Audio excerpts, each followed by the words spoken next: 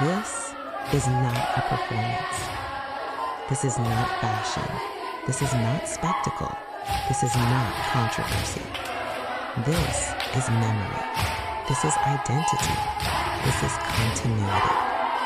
Welcome to Nkosi Wimhlanga, the Zulu Royal Reed Dance. A living tradition, a sacred gathering, a declaration that a people still know who they are.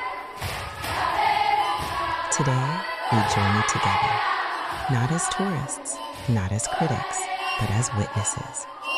From the royal homestead of Kwahangala Monkangane Royal Palace to the ancestral grounds of Enyokeni Royal Palace.